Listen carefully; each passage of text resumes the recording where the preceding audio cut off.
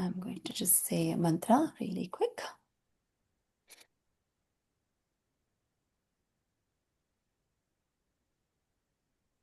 Namami dhanvantarim adidevam surasurairvandita padapadmam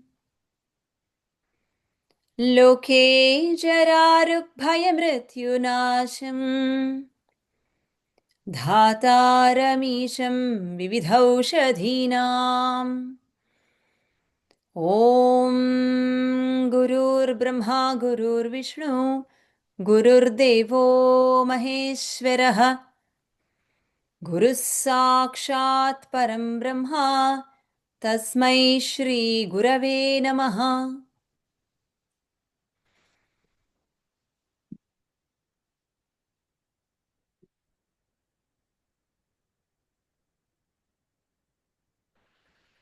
All right. Okay. So today's session is about hair. And obviously, this is the most important thing for all of us. I mean, hair, obviously, it indicates beauty also. That's one of the reasons why it's so very, very dear to all of us.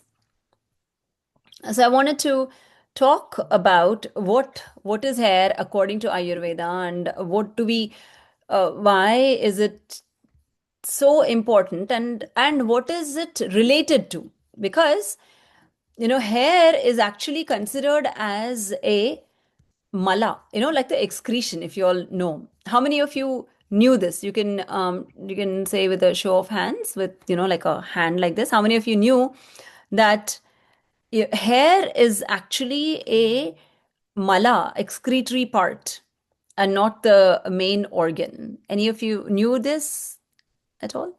Yeah, Vikas knew it. Okay. Okay. Yeah. So I know some of you have attended my previous sessions about doshas and dhatus. Any of you can give have a clue of what dhatu is hair connected to? There are seven dhatus and seven tissues in Ayurveda. According to Ayurveda, in our body, seven tissues are present. You thought that there will not be any questions, and you thought that I'll be speaking, but let's see if anybody remembers what tissue. So I'll give you clues. I'll tell you, I'll read all the tissues, and then you tell me which one of these. Pick: plasma, blood, muscle, fat, bones, bone marrow, reproductive juices.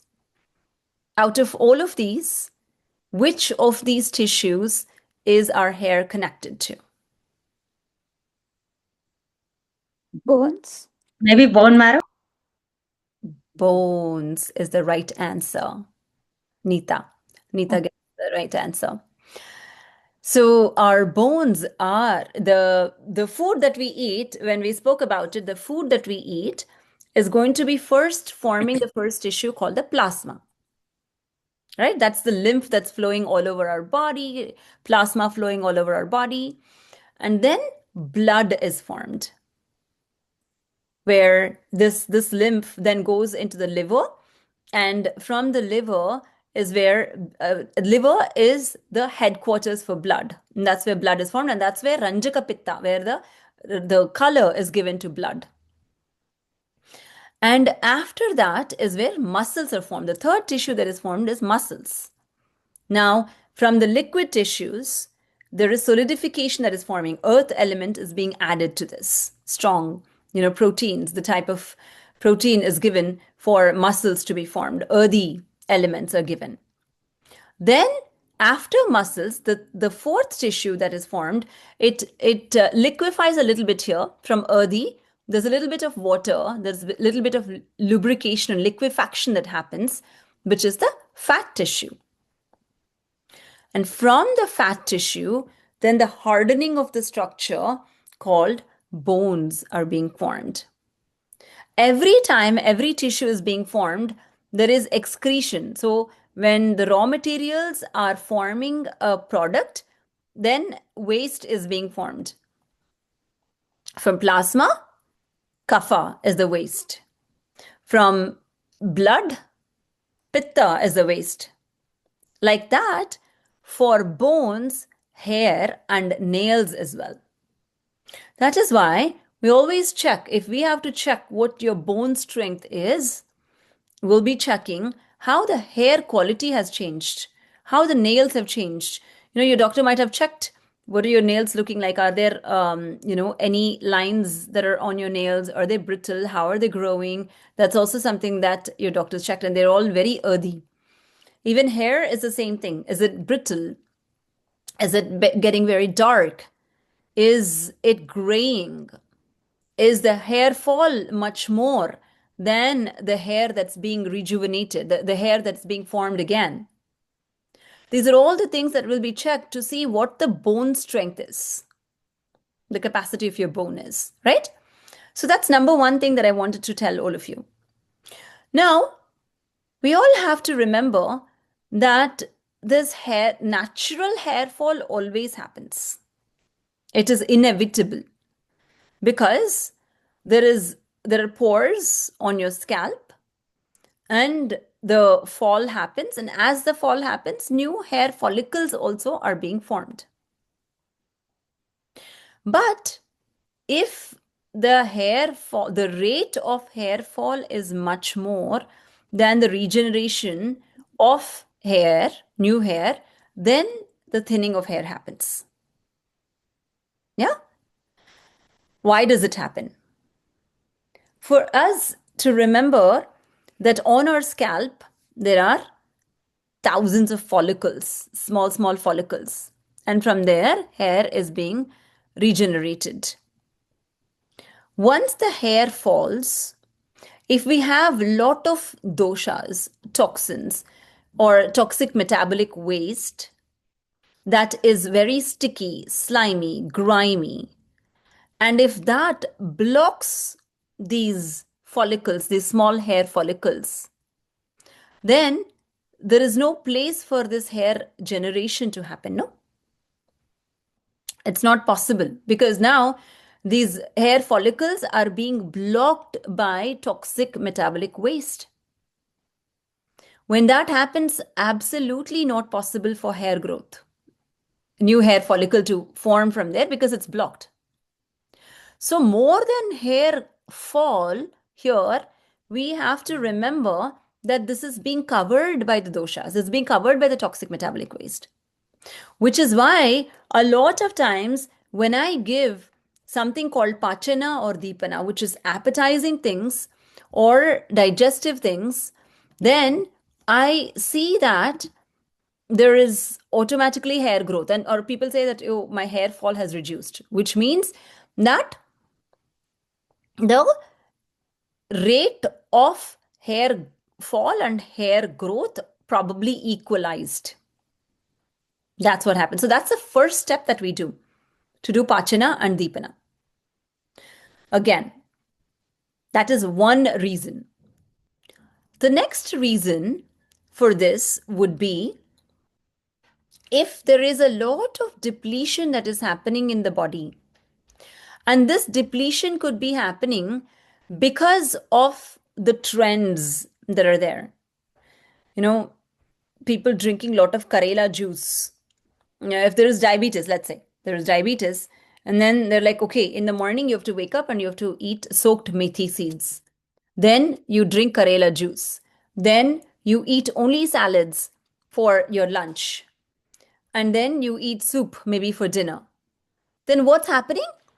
You're giving only bitter, astringent, pungent kind of foods. According to Ayurveda, there are tastes that increases your hair growth. Keshya is what it's called. And I'm going to introduce to this terminology. I'm going to just write it down here. Called Keshya. Kesha means hair. Keshya means anything that is beneficial for hair growth. The tastes that are beneficial for hair growth. Now, intuitively, I'm going to ask you this question. Do you think your methi seeds or neem leaves are going to be helping. I mean, forget about any doshas that this person have. Do not think that this person has any doshas. This is a healthy person, like a balanced person. Let's imagine.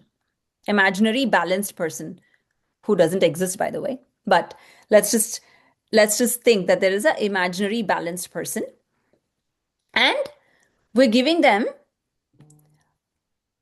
soaked almonds, like 10 soaked almonds versus soaked methi seeds or neem leaves. Which out of these two, intuitively, do you think is going to be helping with hair growth? Almonds. Almonds. And why do we think so? Why is almonds? Because they have sweeter taste in them. Madhura rasa, according to Ayurveda, sweet taste is necessary for the growth of hair. Bitter taste or astringent taste is going to be beneficial for as an appetizing or as a stimulant or as a digestive if there is any blockages, like the first scenario.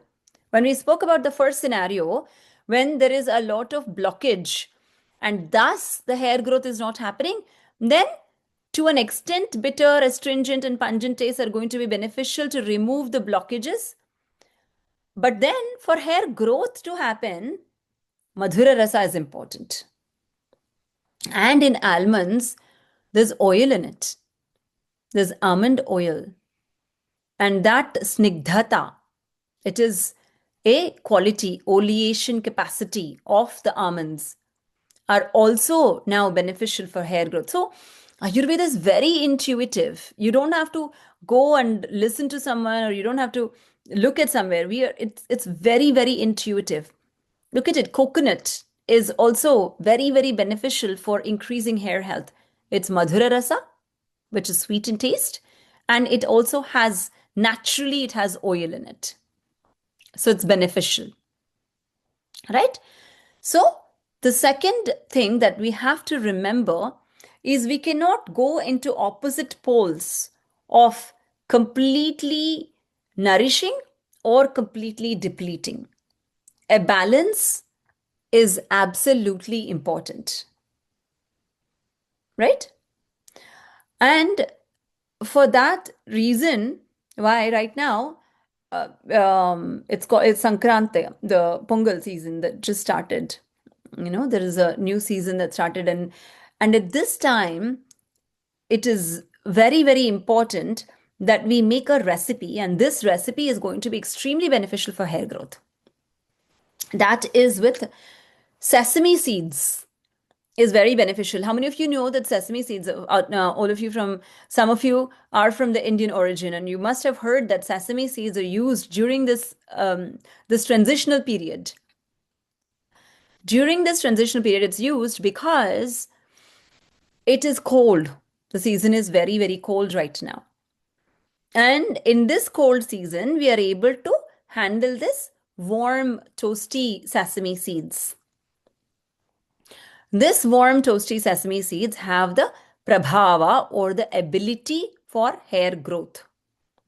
Along with that, if you add jaggery, sesame seeds along with jaggery automatically is a slimy nature. We all know that it's madhura rasa and it's slimy nature.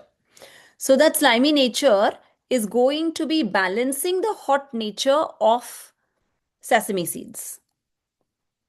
That is why this combination is going to be used. You just toast sesame seeds and required quantity. You can make a powder of that, and required quantity of jaggery. You can make balls of that and eat one sesame ball per day.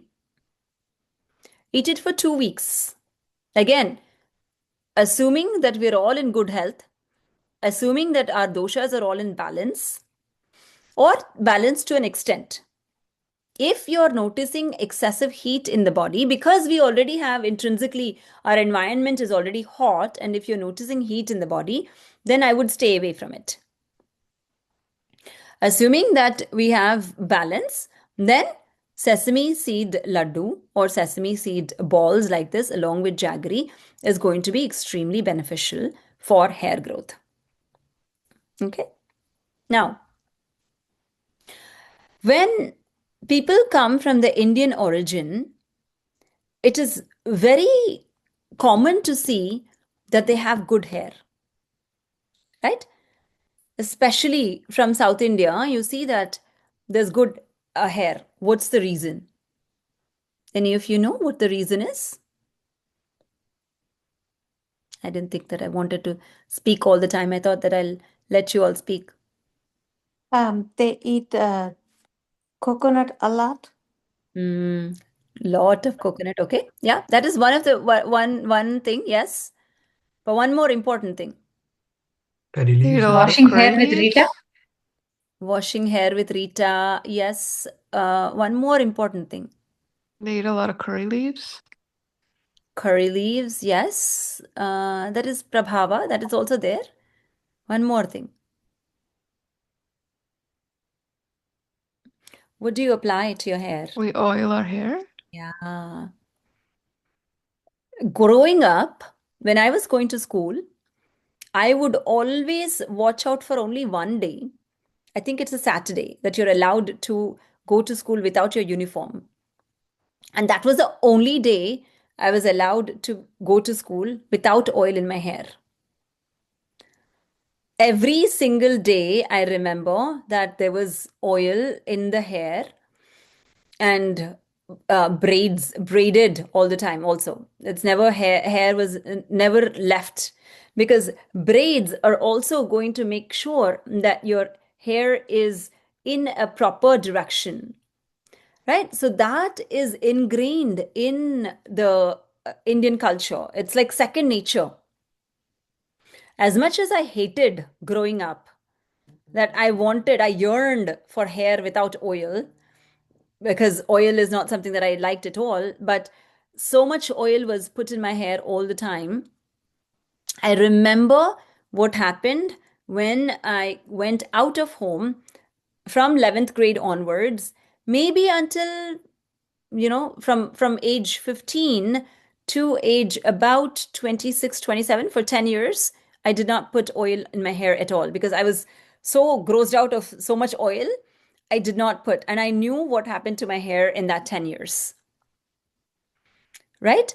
So the nourishment to root is extremely important.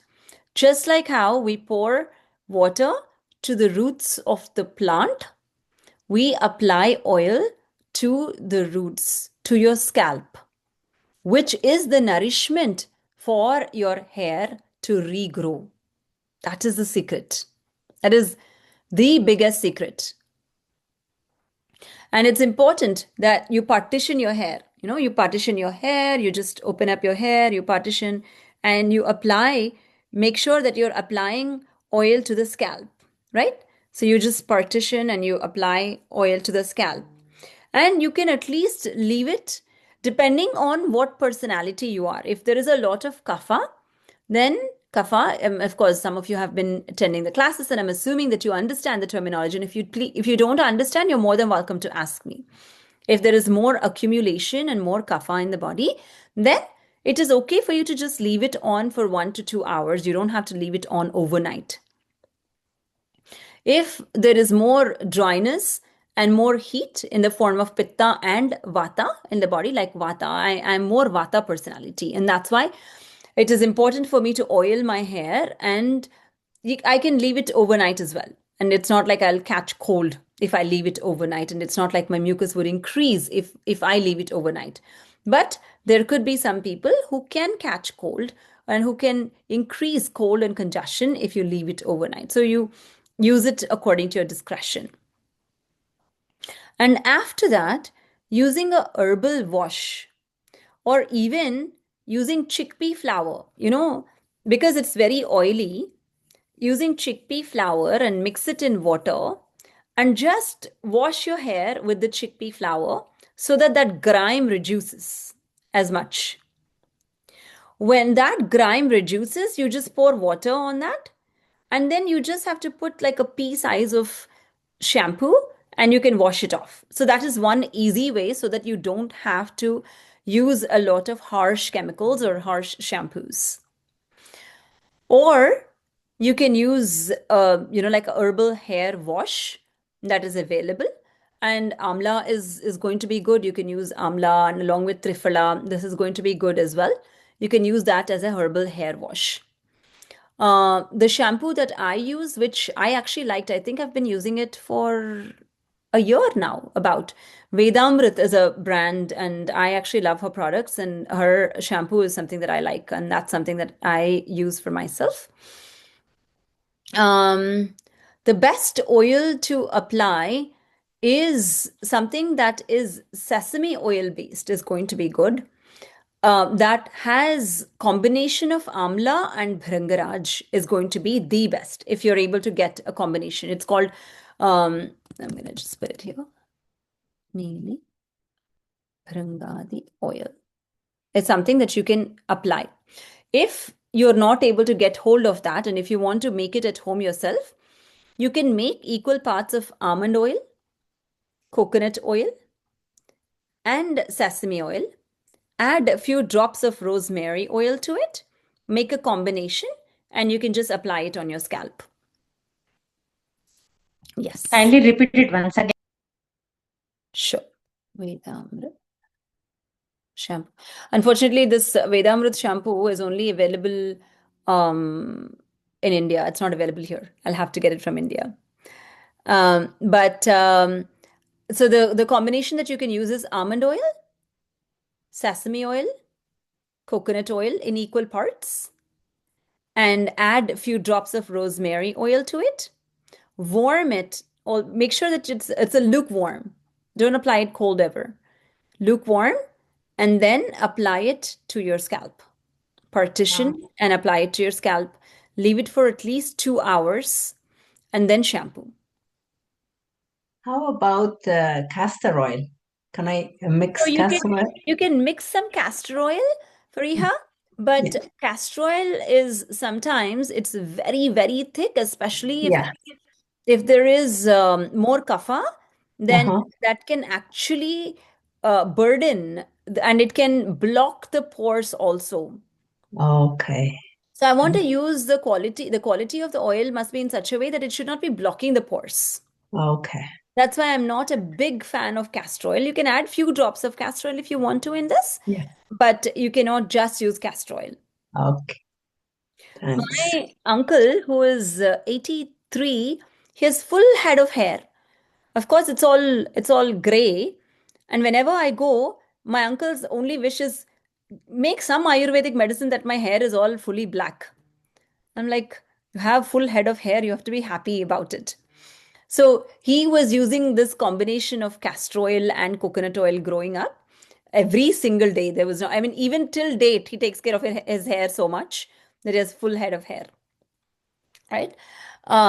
So these are the three things that we spoke about. The first thing is making sure that there is no toxic metabolic waste and you're able to digest properly, your hunger is proper. So if necessary, you use proper digestives and proper appetizers. Number two, there should not be extreme depletion. A lot of times when there is nourishment, we tend to deplete more. There should not be extreme depletion. Number three, oiling your hair and making sure that there is proper nourishment to the roots is extremely important. I'm just recapping what we have just spoke about. Now, another thing is if the bone is brittle, if the bone, there's arthritis, there is degenerative disc, all of this is happening because there is not enough nourishment going to the asti dhatu, which is your bone. Then invariably, whatever you do, you can do proper, almonds in the morning, you can do oiling of your hair, you can bring shampoos, you can do all of this. It still will not help unless you address your bone health. So, making sure that there is proper vitamin D. Again, you wouldn't want to use more vitamin D just because more is not always good. as vitamin D is an oil-soluble vitamin. You don't want to increase, you don't want to, use more than necessary because it stays. Once it's in your body, it stays in your body because it's a fat-soluble vitamin. So making sure that you get your vitamin D levels checked, and if it's necessary, including proper vitamin D.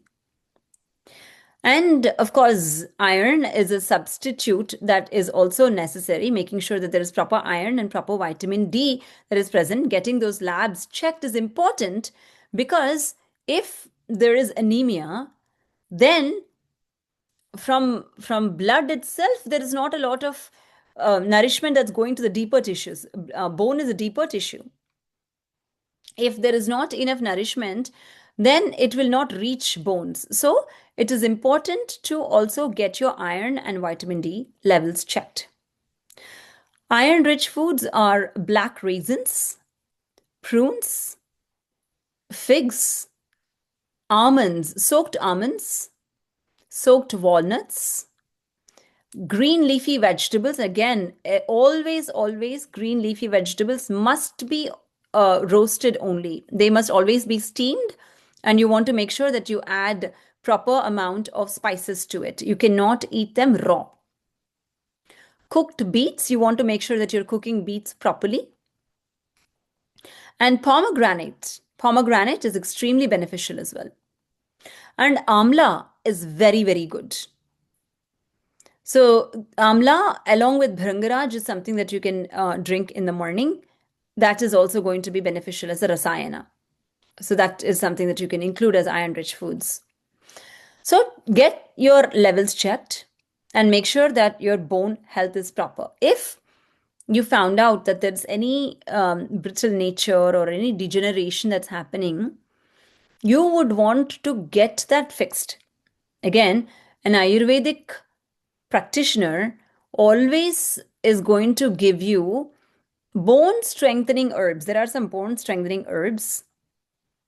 It's guduchi, amalaki, gokshur. Again, it's not necessary for you to use them if you don't know what's the status of your bones. But generally, guduchi, amalaki, gokshura is supposed to be a good combination as a rasayana because it strengthens your bones, and in turn it also strengthens your hair.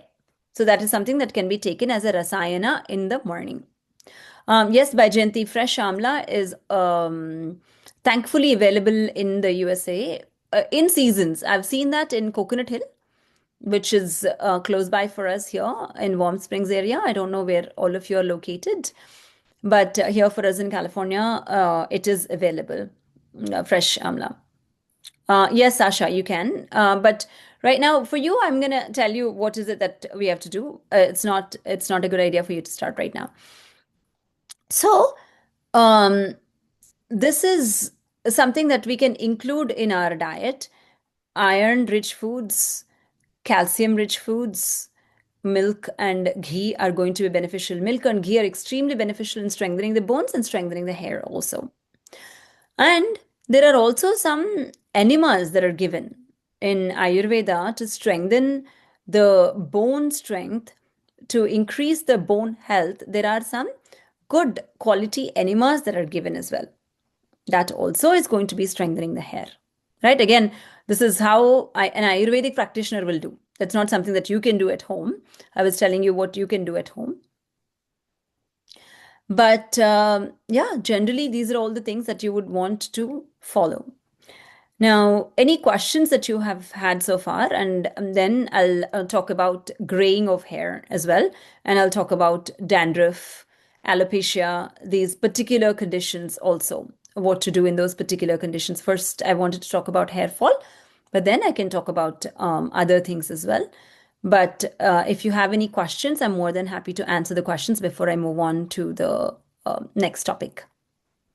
The three herbs that you talked about, I don't know what those are. So, guduchi, amalaki, Yeah. and gokshur, which is guduchi. Yeah.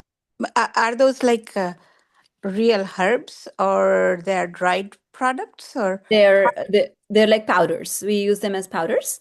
Okay. What you do is you can take 1/8 teaspoon of each powder, Uh-huh. mix it, and you could take that in the morning Okay. Mix it along with with warm water. Along with warm water. Okay. Sounds good. Thank you. Yeah, absolutely. Again, make sure that you're always getting it from the sources that are heavy metal tested. You would not want to get it from elsewhere. Okay. So do you guys have a site from where we can get it?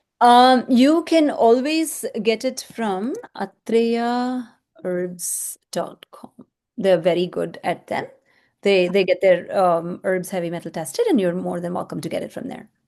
Sounds good. Thank you. Absolutely. Hi, Vikas. Yeah, I have a question around the frequency of oiling the hair. Is there a recommendation that, or for general public, that probably how much times a week that we should be doing, or something on those lines? Twice a week is absolutely going to be beneficial. If you can do more than that, again, depending upon what personality you are. If you're more a Vata or a Pitta personality, where there is more dryness in the body and there's more heat in the body, then you can oil your hair up to 3 times or 4 times also in a week. But then again, you have to wash those many times also, and it becomes inconvenient. So again, depending on the convenience, I'll tell you what's the minimum requirement. Minimum requirement is at least once a week. Got it. Thank you. And also, is it recommended to keep it overnight, let's say before sleeping, if you do that? Is it fine or is it not fine? You can leave it overnight if you are again a Vata and a Pitta personality, because you will not be increasing cold also. But if there is more kapha in the body where there's more mucus and more generation of cold, then you would not want to leave it overnight. You would want to wash it immediately. Thank you. Yeah, absolutely. Bhamini, welcome. We just spoke about hair fall and all the things. Baijayanti is asking, collagen helps. So Ayurveda has collagen also. What is Ayurveda's collagen? The Guruchi Amalaki Gokshur is a collagen. The medicated ghee or taking proper ghee in the morning, which is cultured ghee, is also a collagen. Doing soaked almonds is also a collagen. So the collagen that we get is more of a dried product, and it becomes very difficult for the liver to break it down. So if the liver is already taxed, I would not want you to get any artificial collagen, because these collagens that I've mentioned, these collagen equivalent that I mentioned, are all food products. So it's not going to be taxing on your liver, and that's why it is okay for you to take it.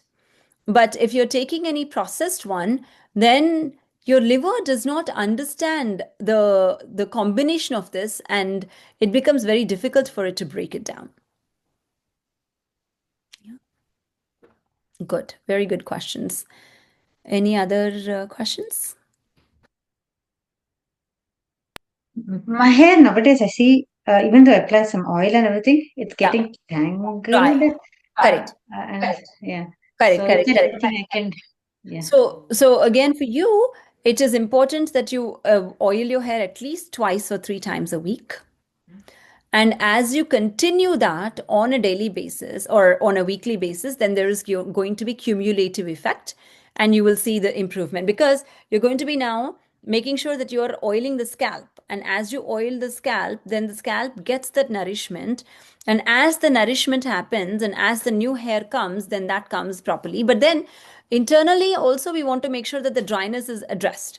Because if there is dry environment and hot environment internally, then that also is going to be creating hair that is dry only. No, so that internal dryness must also be addressed. How do I address my internal dryness? And that's what we're addressing with you. We're working with you, right, Asha? We're giving you a diet, and all of that is for that. And generally, if you're working again, because it's different for each one of us, we're at different stages of our life. Generally, if you're asking, how do I take care of my dryness? Ask yourself, how much digestion am I experiencing any digestive problems like acidity or bloating, any of these that we're experiencing. If you're not experiencing any of that, then start incorporating soaked almonds, start incorporating ghee, the A2 cultured ghee, start incorporating boiled milk with dry ginger powder in it.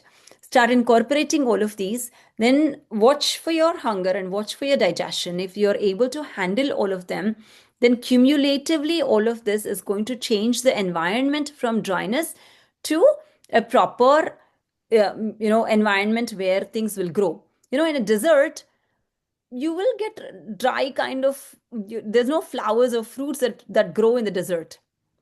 Where is it that all the flora and fauna is? It's in Florida. It's all very humid. It's warm and humid and moist. That's what we want to provide in our gut. And that's where you will be able to, the proper gut bacteria is going to grow, and that gut bacteria is going to be allowing proper growth of all the tissues and thus proper growth of the hair. Okay. Yes, Vikas. Yeah, so another question. So I've probably read somewhere that there's oil infused with the red onion juice. How effective is it for kind of hair-related things? Also, is there a science behind it? And how do you view it from the Ayurvedic lens? Very good question. So red onion juice is known to be, when we think about it, what do you think the qualities are of the red onion juice? Now, think about soft and sharp, hot and cold. What are the qualities of red onion juice? Sweet and sharp? Sharp and sweet, right? And when this sharp nature is there, then that's going to be removing any of the blockages that are present on the follicles.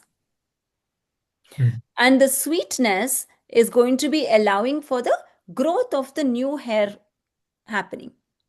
So it's a combination where it is going to be used to allow for this to happen. Now, if there is a lot of blockage that is present, and internally you're not able to even take anything, all the channels are super blocked, then this is also not going to help, right?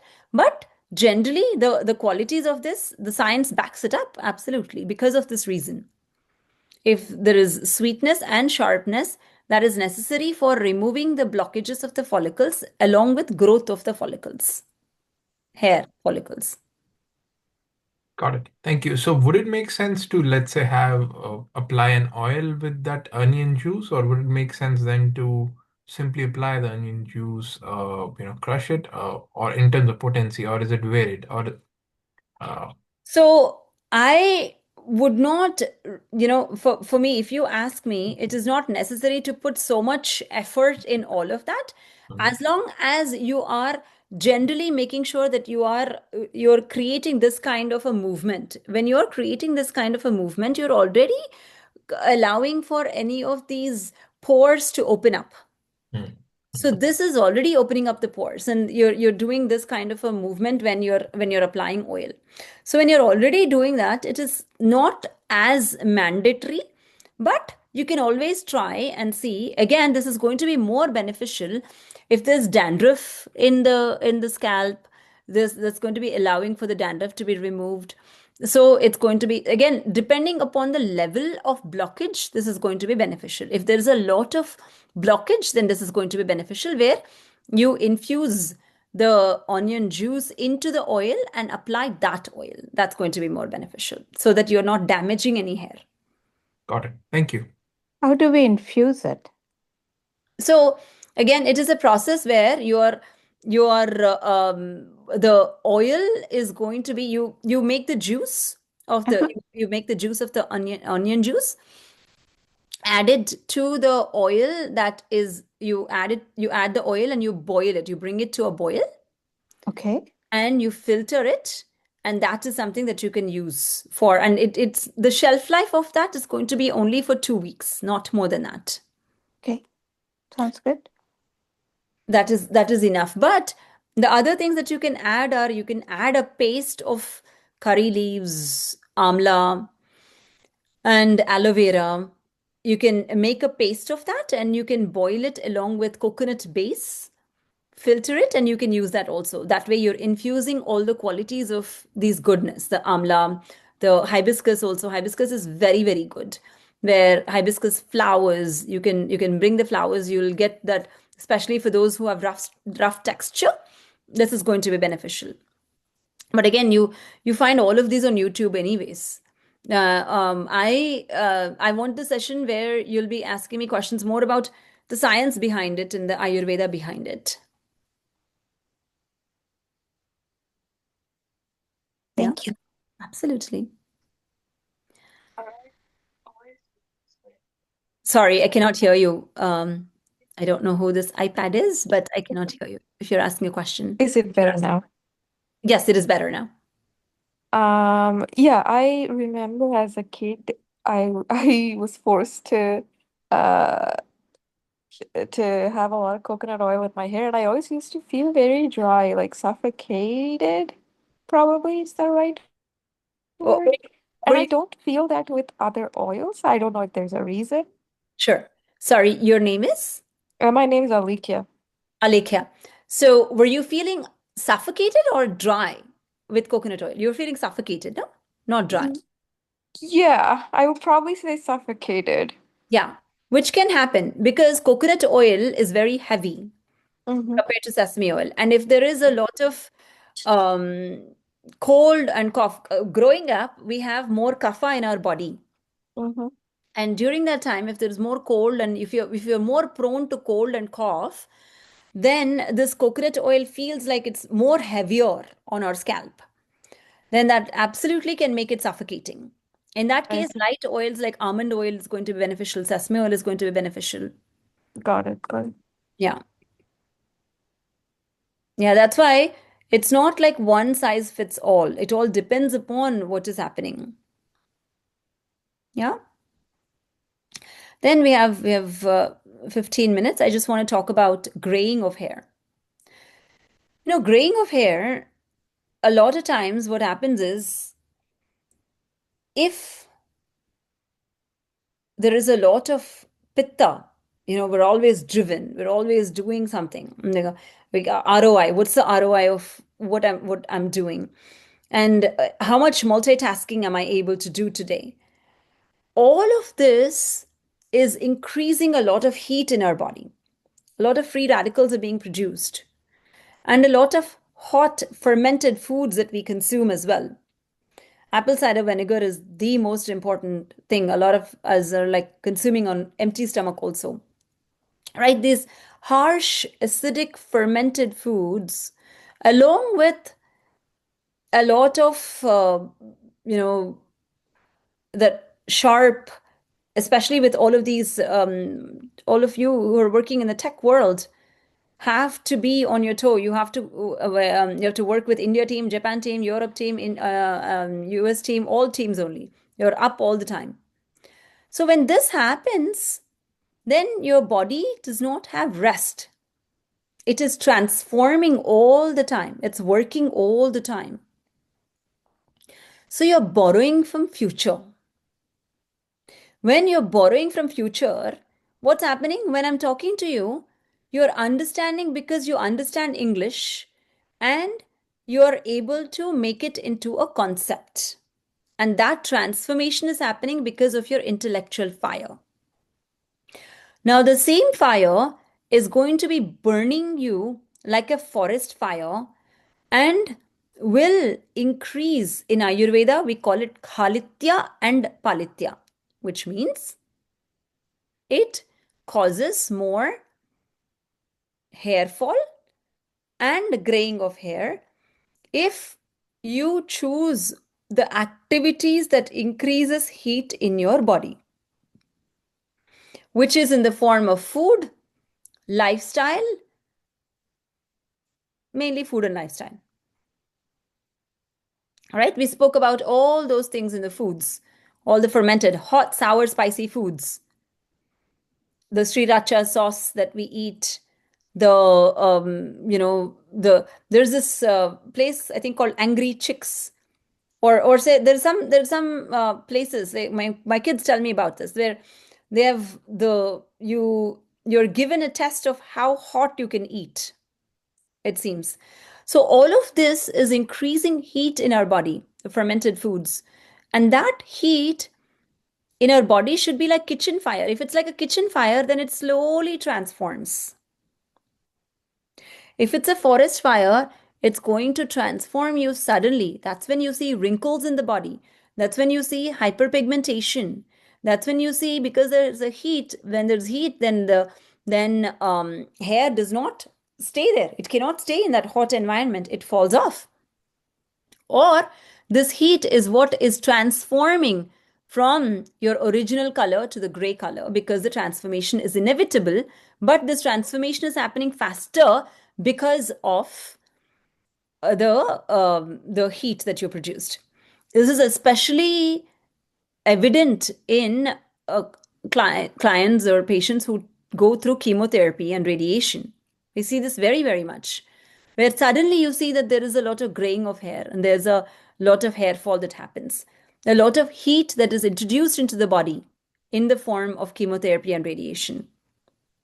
Right? So it is important to observe what is happening and then reduce the heat content in the body.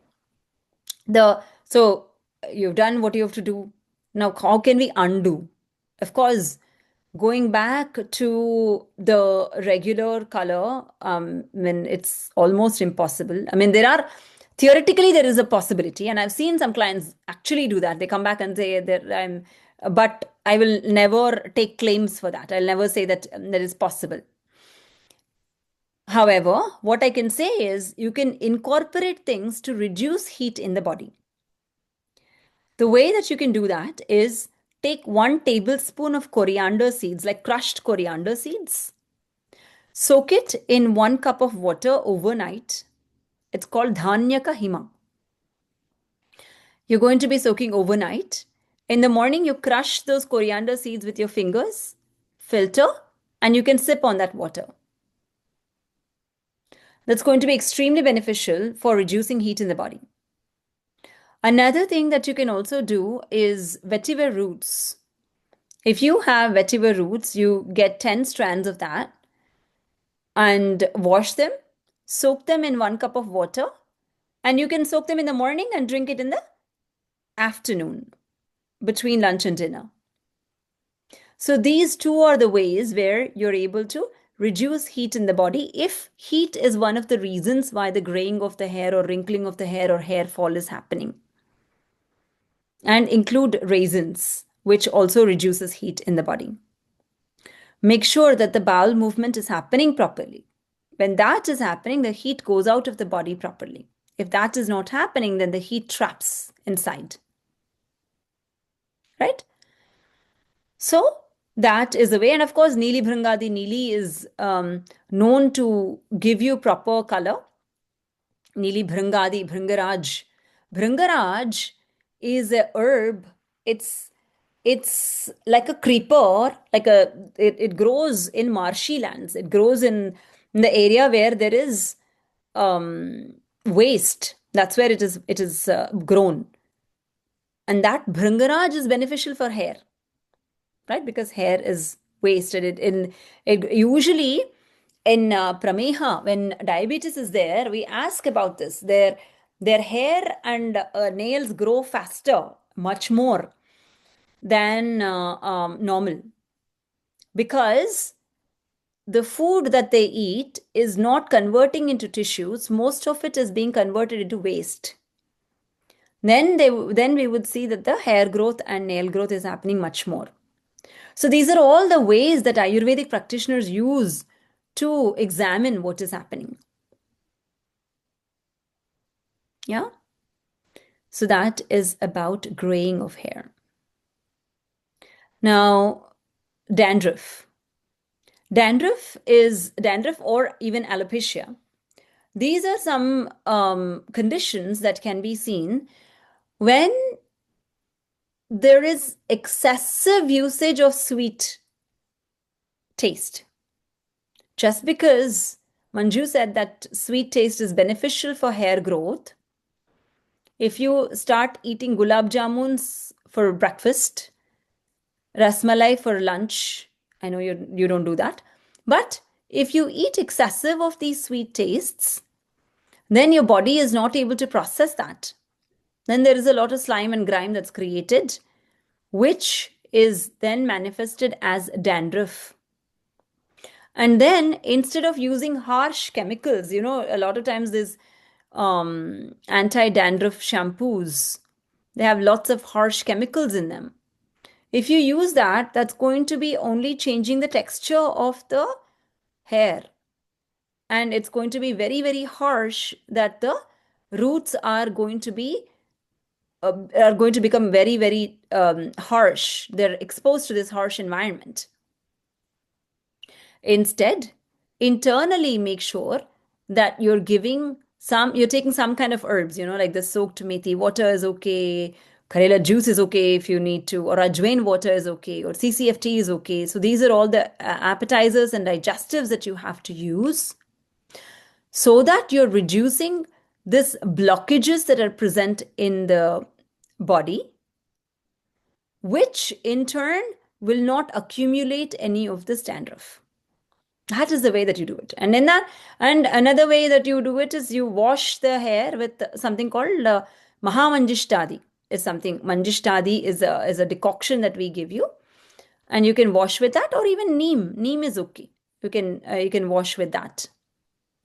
But generally making sure that you adjust your diet in such a way that you're not including more fried foods, cheesy foods, a lot of dairy products, yogurt, smoothies. All of these are not something that you would want to include in your diet. And then include appetizers and digestives that remove any accumulation that would have previously been created. And then use washes to remove the dandruff that is present. So that, once you use the anti-dandruff, like the Nizoral kind of things, you have to use it continuously, because you're not addressing the root cause. If you address the root cause, then you don't have to use it forever, right? The same thing with alopecia as well. It is caused because of krimi. When there is a excessive, heavy environment that is created inside the body, then there is krimi, which is worms that can be worms that your body would not want. We have all the microbes, and these microbes are necessary for breaking down of the food and everything.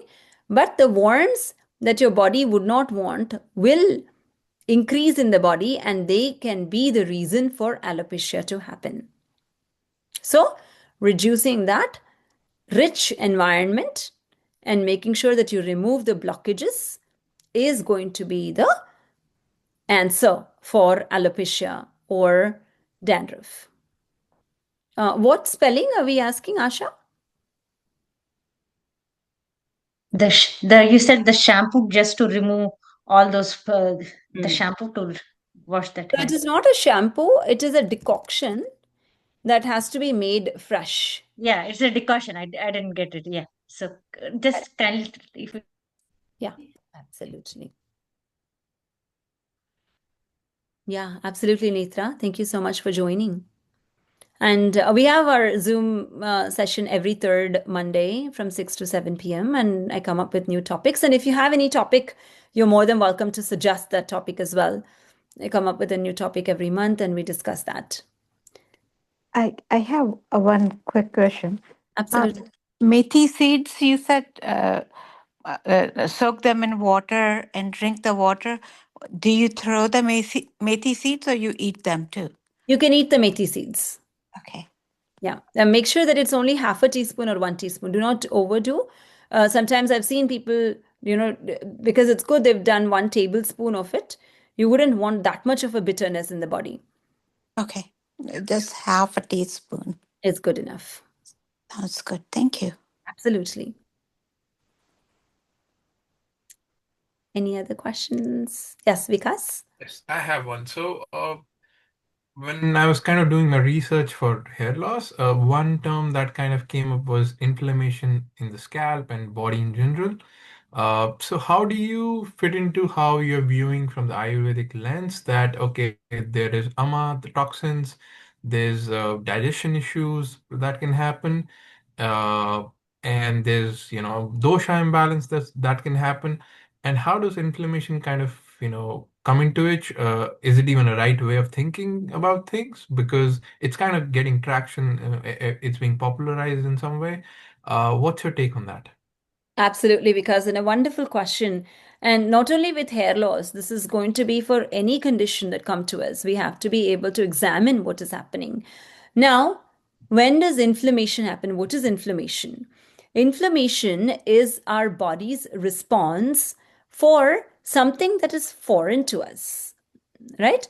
That's when your bodies release all of these uh, inflammatory markers like cytokines and such.